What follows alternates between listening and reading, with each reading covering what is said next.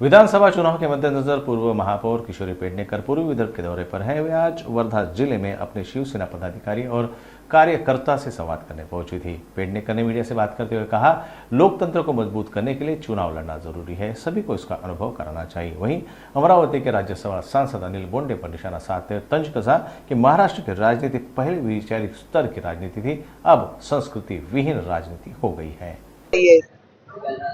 या इथे आम्ही लढलो, आम्ही जिंकलो, आपण असं म्हणायला हरकत नाही। त्यावेळेला सगळेच एकत्र होतो। आता आमच्याच काही फुटीर भाजपच्या नादाला लागून बाजूला झालेले आहेत आणि जे कोणी निष्ठावंत इथे आता राहिले त्यांच्या जीवावर आम्ही लढणार आणि आम्ही जिंकणार। आता आम्ही आलोय, आमच्याकडे ती नावं येतील, ही पूर्णच्या पूर्ण नावं, किती कोण ताकदीचा, कारण निवडून येणारा चेहरा हा सर्वांमध्ये ठरेल तर जास्त बरं असतं।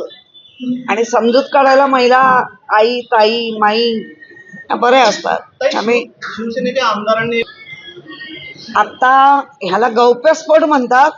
हे पिटकुल आणि चिटकुल आहे।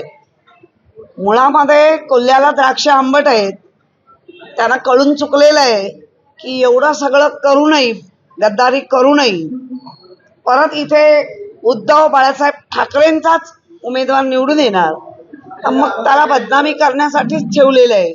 त्यामुळे मी ह्याला काय गौप्यस्फोट वगैरे म्हणत नाही।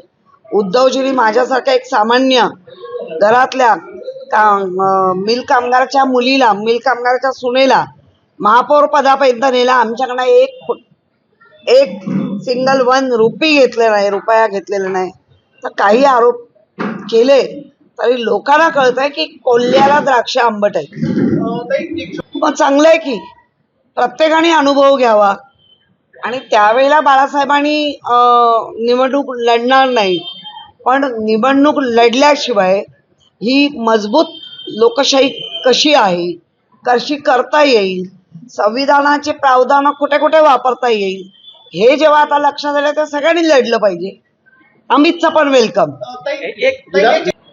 बघा, महाराष्ट्राचं राजकारण आहे ना, पहिलं वैचारिक पातळीचं राजकारण होतं, आता संस्कारहीन राजकारण आहे।